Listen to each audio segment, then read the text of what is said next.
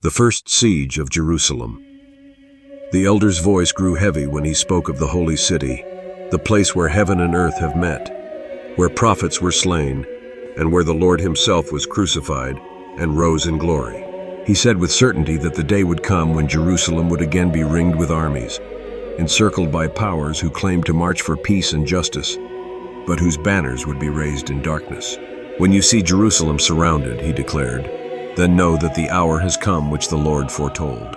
He foresaw not a single nation nor a solitary ruler, but a coalition gathered from many lands, bound together not by faith, but by ambition and hatred. Islamic nations, enraged by the fall of their pride and deceived by promises of false justice, would pour forth their soldiers.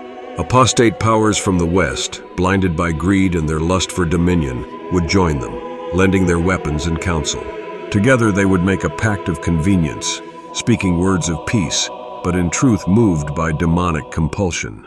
The elder described the roads leading into Jerusalem choked with endless columns of men, armored convoys rumbling like thunder across the valleys. Camps would spring up on every side, watchfires blazing on the hills, and the city would be hemmed in so tightly that none could leave or enter without peril.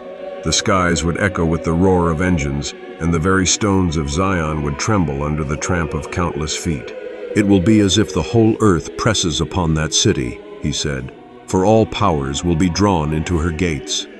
Within the walls there would be terror and anguish. Churches would be desecrated, sanctuaries mocked, and the faithful hunted as though they were criminals.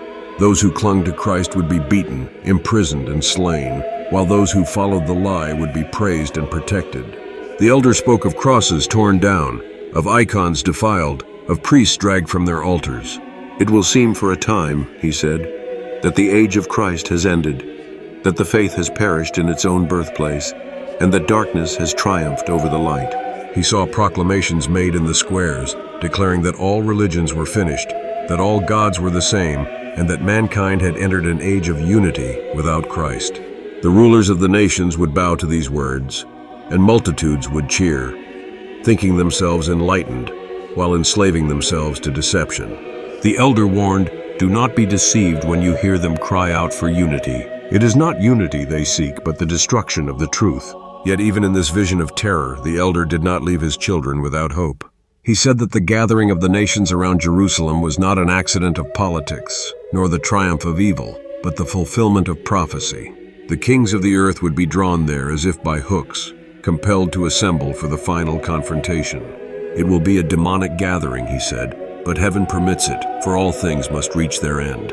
And then he trembled as he described the scene. Banners waving against the sky, weapons glinting in the sun, blasphemies shouted from the camps, while within the walls the faithful few prayed with tears, awaiting deliverance. The city that crucified the Lord, that was trampled by empires, that wept through centuries, would once again become the stage of the last and dread drama. Do not despair, he said, for though the armies encircle, though the altars are profaned, though the saints are slain, the Lord has not abandoned his city. He who once entered her gates on a donkey shall enter again in glory. They gather for war, but they gather also for judgment. They think to destroy the people of God, but in truth they march to their own doom.